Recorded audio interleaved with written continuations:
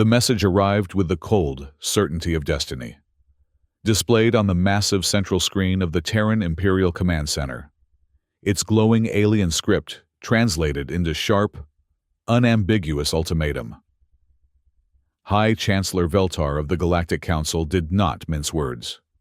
To the upstart civilization, known as the Terran Empire, your rapid expansion has been deemed unacceptable by unanimous vote of the Galactic Council, representing civilizations that have maintained order for 50,000 years. You are hereby ordered to surrender all military vessels beyond your home system, withdraw from 37 colonized worlds, reduce your fleet by 80%, and submit an annual tribute of 30% of all resource production. You have 14 solar days to comply. Admiral Jake Morrison stood motionless before the screen, his weathered face betraying nothing of the fury building within. 200 years of human expansion into the stars had brought them here, from the ashes of old Earth to a flourishing empire spanning dozens of systems. And now, some coalition of ancient species demanded they kneel. They expect us to become vassals, Emperor Alexander Kane said quietly, his tall frame casting a long shadow across the command center floor.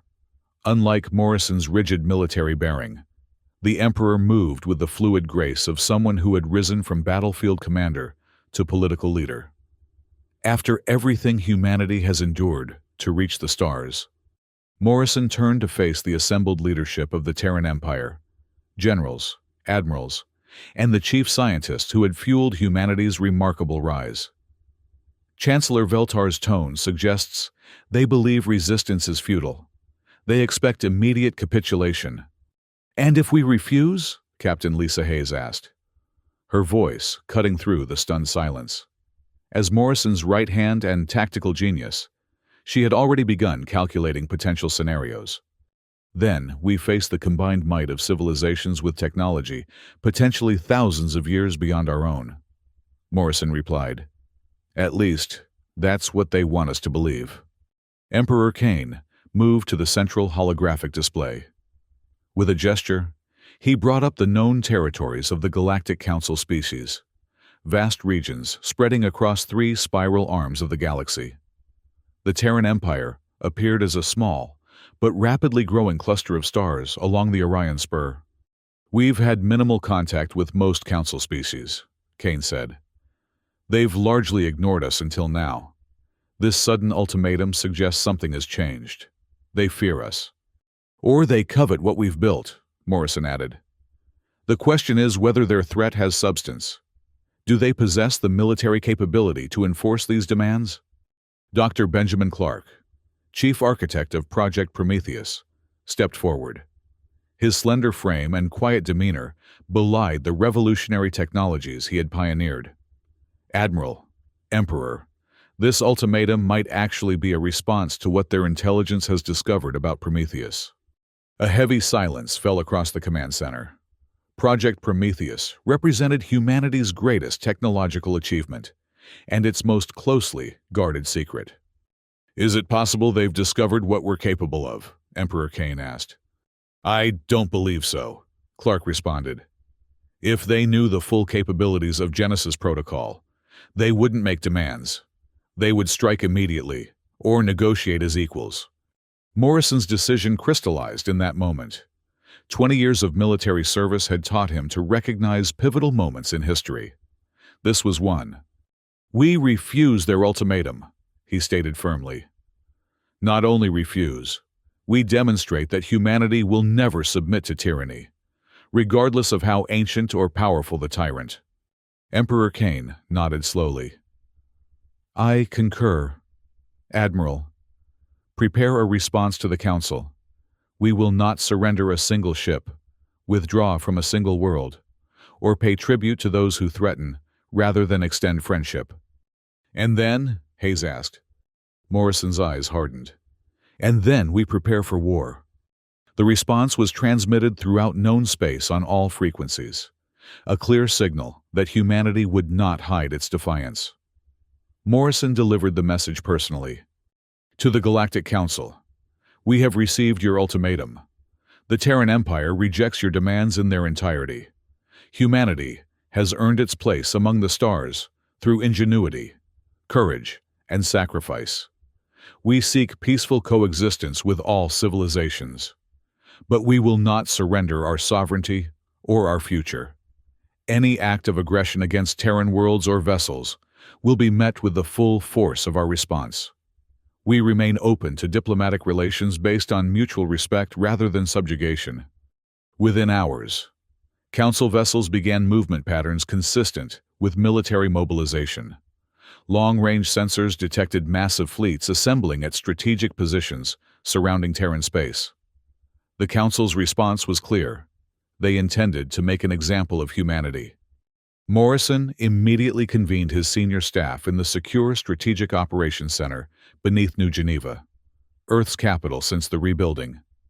The room hummed with focused energy as officers processed incoming intelligence. "We need to understand exactly what we're facing," Morrison said. "Captain Hayes, what do we know about Council military capabilities?" Hayes activated the tactical display.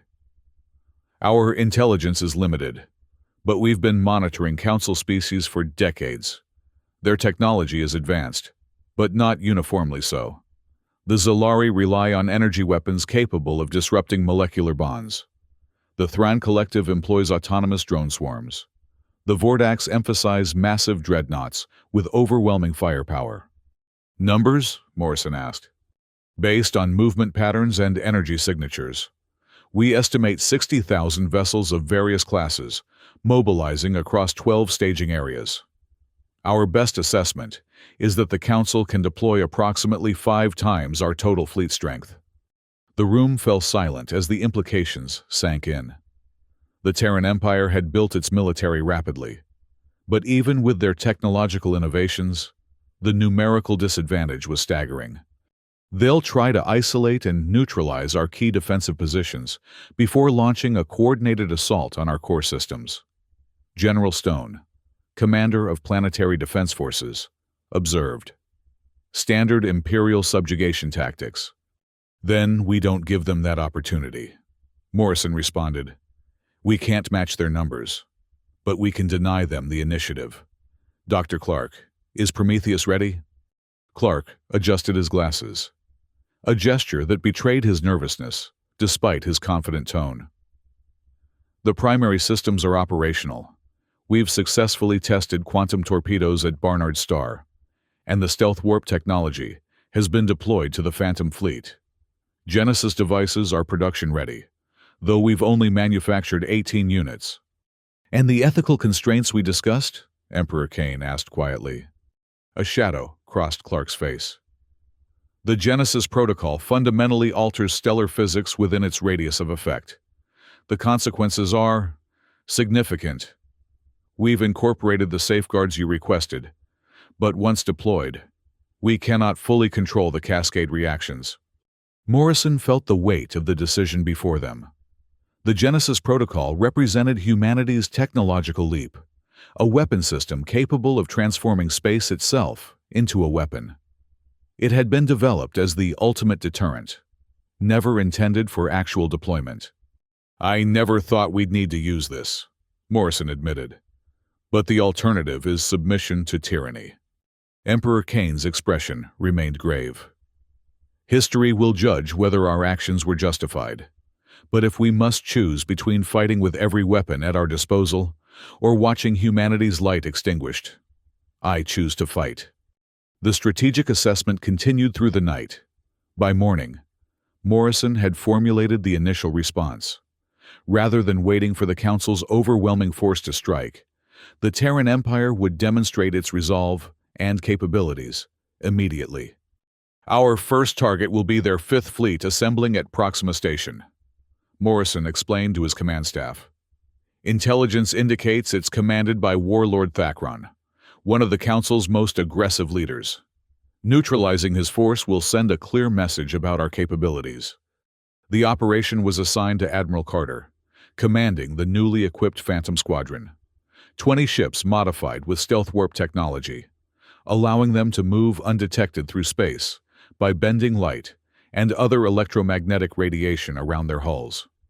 Your vessels will deploy quantum torpedoes against Thakron's command ships, Morrison instructed Carter. These weapons exist in quantum superposition until impact. They cannot be detected or intercepted. Target their flagship and primary support vessels. Then, withdraw immediately. Carter, a veteran of the asteroid belt conflicts, understood the stakes. A precision strike rather than maximizing casualties. We demonstrate capability without revealing the full extent of our technology. Exactly, Morrison confirmed. This is about messaging as much as military advantage. We need the Council to reconsider their approach. The Phantom Squadron departed that night, slipping past the elaborate sensor networks the Council had established around Terran space. Utilizing the revolutionary stealth warp drives, they approached Proxima Station undetected, emerging from warp only moments before launching their attack. The quantum torpedoes, weapons that existed simultaneously in multiple spatial locations until observation collapsed their position, struck with devastating precision. Warlord Thakron's massive flagship disintegrated in seconds, along with 7 key command vessels. The remaining Council ships, caught completely unprepared, scattered in disarray. Admiral Carter reported the success with clinical precision. Operation completed as planned. 14 primary targets neutralized. 0 Terran casualties. No detection of our vessels before or after attack. The Council forces are in disorganized retreat.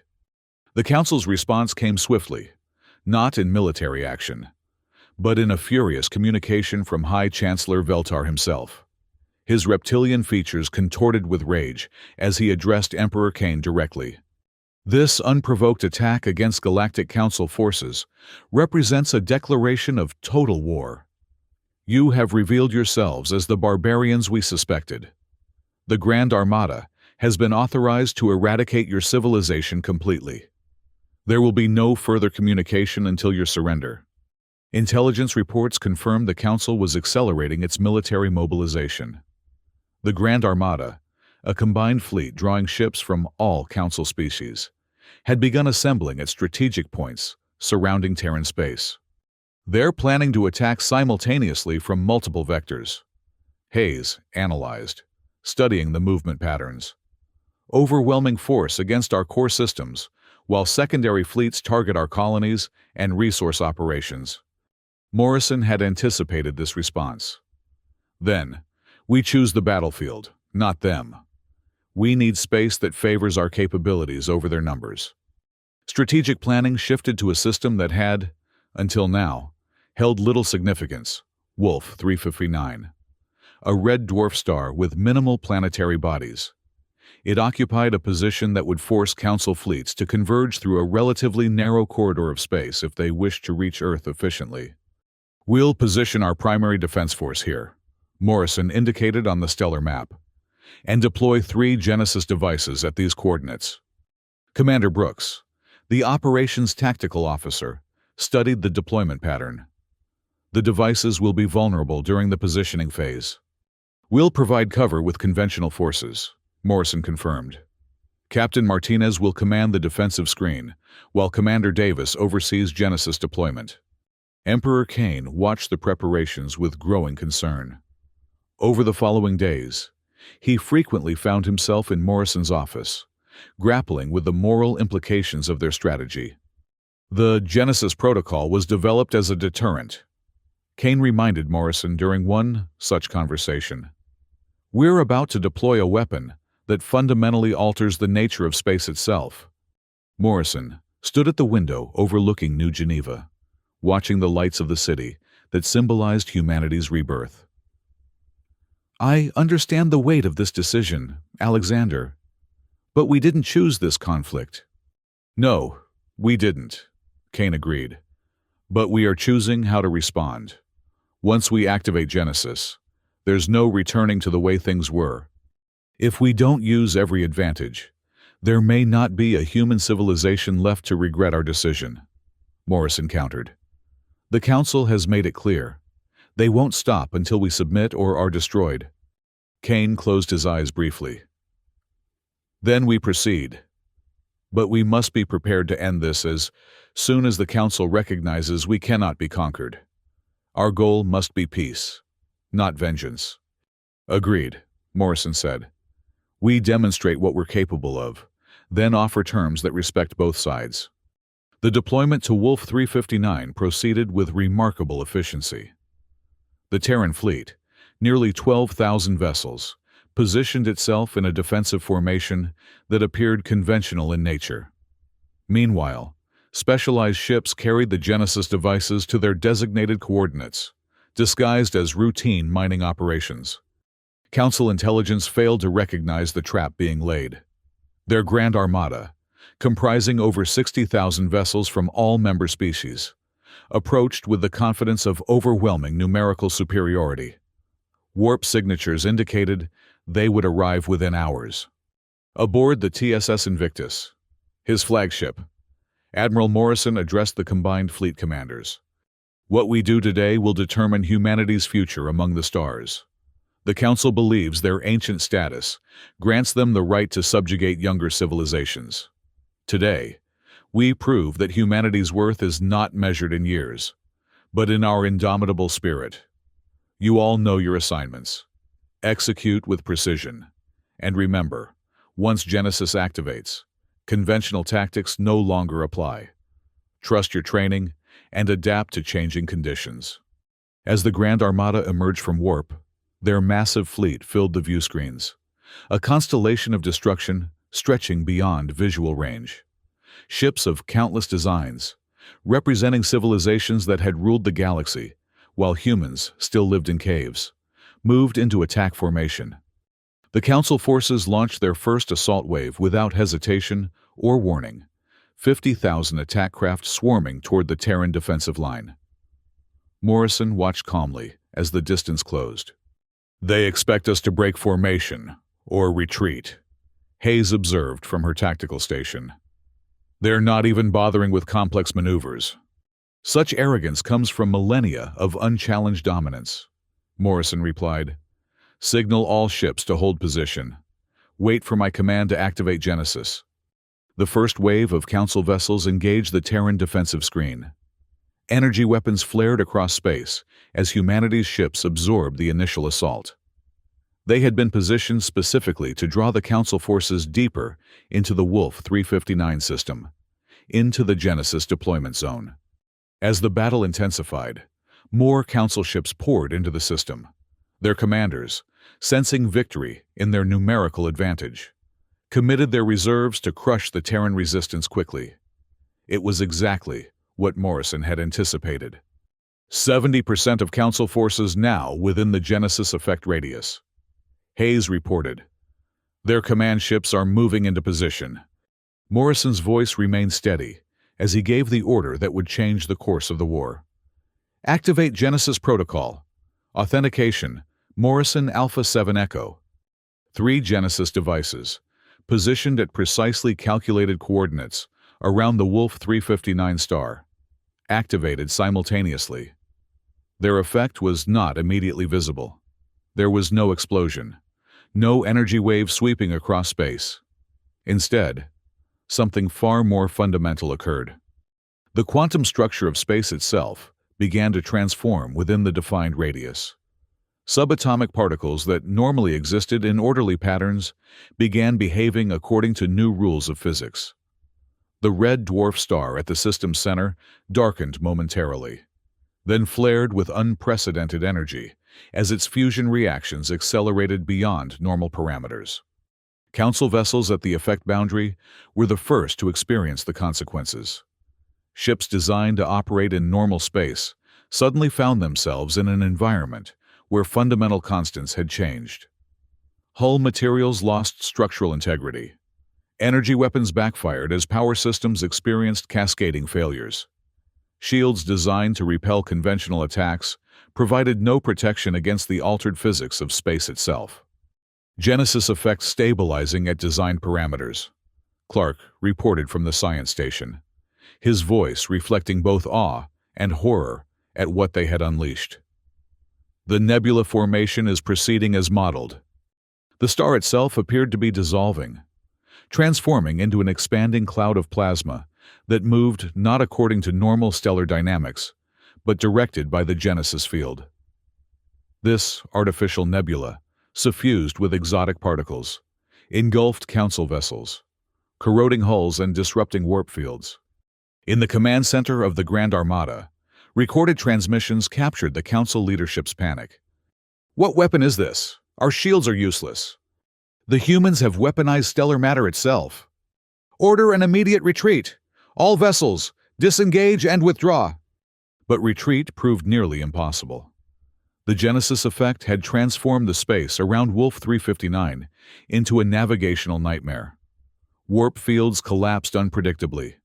Guidance systems failed, as quantum sensors could no longer accurately measure distance or velocity in the altered space-time. Morrison watched as the tactical display registered Council ship after Council ship breaking apart or disappearing from sensors. The artificial nebula continued to expand, consuming everything in its path according to the precisely calculated parameters of the Genesis devices. "Begin controlled withdrawal," Morrison ordered. "All Terran vessels, execute planned retreat vectors." The Terran fleet, whose navigational systems had been specifically calibrated for the Genesis effect, began pulling back in orderly formation. They had trained for this scenario, practiced operating in the fringes of altered space, where conventional physics gradually gave way to the Genesis field's influence. Within hours, the Battle of Wolf 359 had effectively ended. The Council's Grand Armada, once numbering over 60,000 vessels, had been reduced to scattered survivors fleeing in disarray. The Genesis protocol had transformed a star system into a weapon of unprecedented destructive power, and a monument to humanity's determination to survive. The news spread rapidly across the galaxy.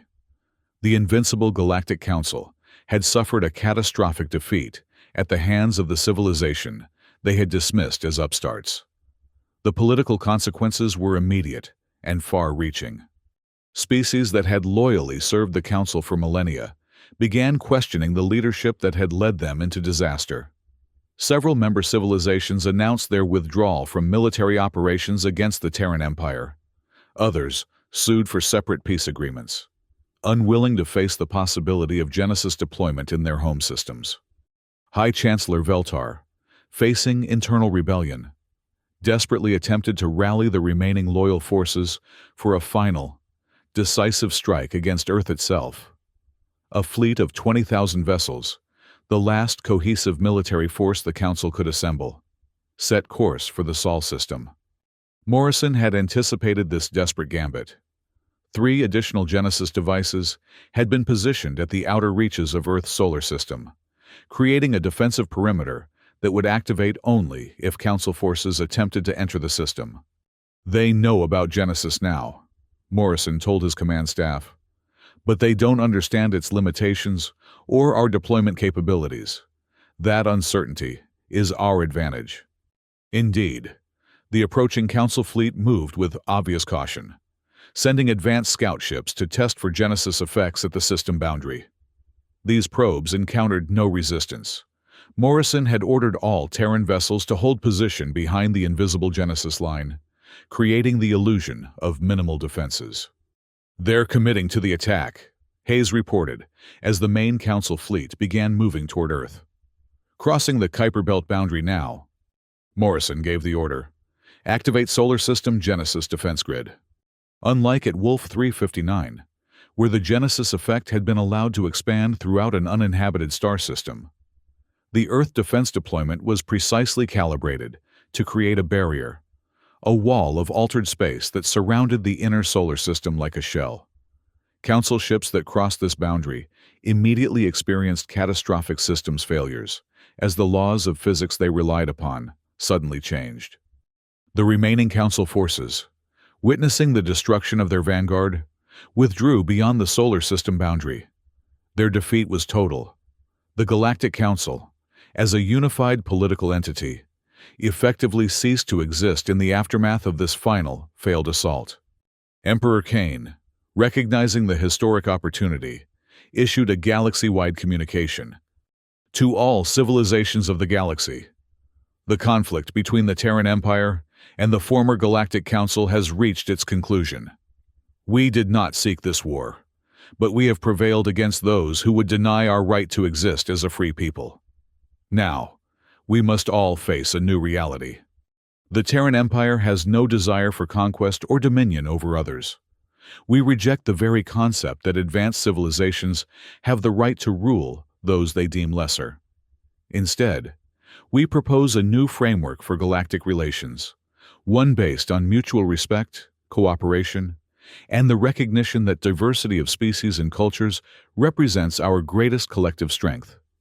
I hereby invite representatives of all spacefaring civilizations to convene at Haven Station for the negotiation of the Terran Accords, a new foundation for peace in our galaxy. The response exceeded all expectations. Species that had been subjugated under Council rule for millennia saw an opportunity for true independence. Former Council members, relieved that humanity did not seek retribution, cautiously accepted the invitation. Even some Council loyalists, recognizing the changed reality, sent representatives. The Haven Conference, as it came to be known, lasted 6 months. Emperor Kane personally led the Terran delegation, working tirelessly to build a framework that would prevent future conflicts while respecting the autonomy of all participants. Admiral Morrison attended only the opening ceremony, preferring to focus on security and the careful dismantling of Genesis deployments. The technology that had saved humanity would be secured, not destroyed, but placed under safeguards that required multiple independent authorities to authorize its use. On the final day of the conference, the Terran Accords were signed by representatives of 217 distinct civilizations. The document established principles of non-interference, open trade, cultural exchange, and mutual defense against existential threats. Most significantly, it explicitly rejected the concept of species hierarchy that had formed the foundation of Council ideology. Emperor Kane and Admiral Morrison stood together on the observation deck of Haven Station, watching as the diplomatic vessels departed for their home worlds. "We changed the course of galactic history," Kane observed quietly. "Not just for humanity, but for all sentient beings." Morrison nodded, his expression thoughtful. "When that ultimatum arrived, I never imagined we'd end up here. I was prepared to fight for humanity's survival, not to reshape the political structure of the galaxy. Perhaps that's why we succeeded where the Council failed," Kane suggested. "They sought power for its own sake. We fought only for the right to determine our own destiny. And now, what does humanity do with the influence we've earned?" Kane smiled slightly. "We build. We explore. We learn from civilizations that were crossing the stars when our ancestors were still discovering fire. And we ensure that no species ever again faces the threat of extinction for the crime of ambition." As the last diplomatic vessel disappeared into warp, Morrison reflected on the journey that had brought humanity to this moment. From the brink of submission to a position of unprecedented influence, not through conquest, but through the demonstration that even the most powerful can be challenged when they abandon justice for tyranny. The Genesis Nebula at Wolf 359 would remain for centuries, a swirling cloud of transformed matter that navigational charts marked with warnings in dozens of languages. Some saw it as a monument to human ingenuity and determination. Others viewed it as a sobering reminder of the devastating potential of advanced technology. For Morrison, it represented something simpler, the moment when humanity proved it would never kneel before those who demanded submission through force alone. The stars had witnessed the birth of a new era, one where the worth of a civilization was measured not by its age or power, but by its commitment to freedom and cooperation. As Haven Station receded behind them, Emperor Kane turned to Morrison. "History will remember the choices we made. I hope they understand why we made them." Morrison gazed out at the stars, the same stars that had called to humanity for thousands of years. "They will, and they'll continue what we've started. That's the legacy worth fighting for." Together, they returned to Earth, where the work of building this new future awaited.